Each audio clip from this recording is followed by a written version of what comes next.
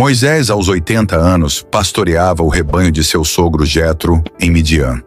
Após passar longos anos longe do Egito, o lugar onde havia sido criado e onde matou um egípcio, sua vida estava em paz. Mas algo extraordinário aconteceu. Um dia, enquanto guiava o rebanho pelo deserto, Moisés viu uma sarça ardente, mas que não se consumia pelas chamas. Aproximou-se curioso e ouviu uma voz chamando-o. Moisés! Moisés! Ele respondeu, eis-me aqui. A voz o instruiu a não se aproximar mais e revelou-se como o Deus de Abraão, Isaque e Jacó, dizendo que ouvira o sofrimento de seu povo no Egito. Deus decidiu usá-lo para libertar os israelitas da escravidão. Moisés, atônito, questionou-se, quem sou eu para isso? Deus respondeu que estaria com ele. Mas Moisés insistiu, perguntando qual nome deveria dar a Deus para que o povo acreditasse. Deus respondeu, eu sou o que sou, e disse a Moisés que usasse esse nome ao falar com os israelitas. Além disso, deu-lhe 3 sinais. Quando jogasse seu cajado no chão, ele se transformaria em uma serpente. Moisés fugiu assustado, mas Deus pediu que ele a pegasse pela cauda, e ao fazer isso, o cajado voltou a ser normal. Outro sinal seria a transformação de sua mão em lepra ao colocá-la dentro do peito, mas ao retirá-la novamente, ela se curaria. O terceiro seria pegar água do Nilo e ela se tornaria sangue no chão. Apesar desses sinais, Moisés ainda se sentia incapaz. Ele revelou que não era bom com palavras, mas Deus o tranquilizou, dizendo que ele próprio ensinaria o que dizer. Por fim, Moisés pediu que outro fosse enviado, mas Deus se irritou, propondo que seu irmão Arão o ajudasse como porta-voz.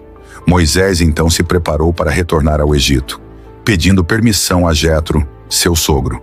Jetro consentiu e Moisés partiu com sua esposa e filhos. Em sua jornada, Deus falou com Moisés novamente, dizendo que Faraó endureceria seu coração. Mas Moisés seria bem-sucedido no final, e os israelitas finalmente seriam libertados. Ao chegar no Egito, Moisés e Arão se reuniram com os líderes de Israel e realizaram os sinais de Deus. O povo acreditou e adorou a Deus. Mas quando Moisés se apresentou ao faraó pedindo a liberdade de seu povo, o rei egípcio reagiu com hostilidade, intensificando o sofrimento dos israelitas. Ele ordenou que continuassem a produzir os mesmos tijolos, porém sem fornecer palha, aumentando a opressão. Moisés ficou desesperado e questionou a Deus, por que aumentaste o sofrimento do povo? Deus então reafirmou sua promessa e disse a Moisés para ir novamente ao faraó, pois ele mostraria seu poder, e o faraó seria forçado a libertar os israelitas. Deus começou a enviar pragas sobre o Egito. Primeiro, o Nilo se transformou em sangue, seguido de rãs, piolhos e moscas, trazendo sofrimento e dor aos egípcios. Mas Faraó continuava a endurecer seu coração e se recusava a liberar o povo. À medida que as pragas aumentavam, Faraó ainda tentava barganhar, mas logo renegava sua promessa de libertação.